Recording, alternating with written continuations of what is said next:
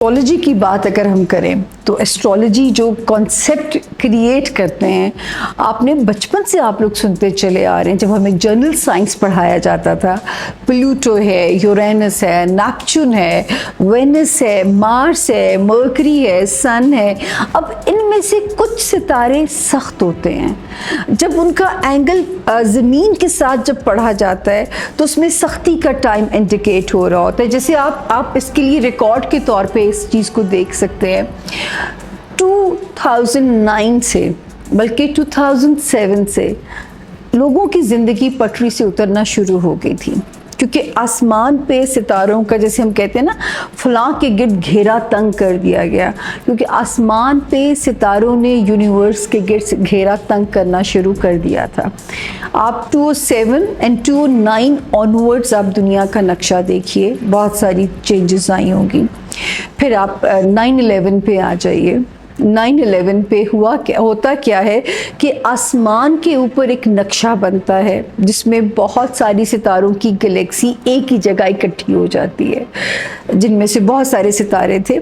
और जो है वहाँ से आपने, और 9/11 वाला नक्शा ही जाके आगे बनता है जब आपका कोविड आता है। तो 9/11 की तो प्रेडिक्शन मैंने नहीं की, लेकिन मैंने उसको रिलेट ज़रूर करती हूँ। जब कोविड आया, एग्जैक्टली वही नक्शा आसमान पे था। 26 दिसंबर 2019 को आसमान पे जो नक्शा बना वो वैसा ही बना जैसे 9/11 पे बना था। तो जो अगर आप कुरान को पढ़िए तो आपको पता चल जाएगा कि जो हमारे दीन में प्रेडिक्शंस दी गई और कैसे कैसे वहाँ से सफ़र शुरू होता है।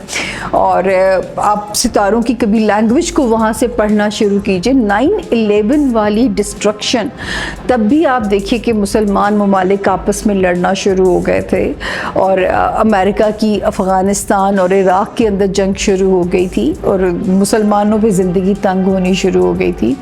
इसी तरह अब ये जो है वही नक्शा जब बनता है दिसंबर 26, 2019 को, यहाँ से फिर एक बिगिनिंग होती है उसी एरा की। अभी हम जब आगे चलते हैं तो फिर उसको मैं आगे डिफ़ाइन करूँगी। लेकिन एस्ट्रोलॉजी क्या है? एस्ट्रोलॉजी इन सितारों का नाम है जिनके आसमान पे एक गैलेक्सी के अंदर जब ये घूमते हैं, जो सितारा ज़मीन के सामने जैसे आ जाता है, उसके असरात, रेडिएशन जिसे हम कहते हैं, जो ज़मीन पे आती है, वो अहले ज़मीन को कैसे हिट कर सकती है, यही जो है वो एस्ट्रोलॉजी का नाम है।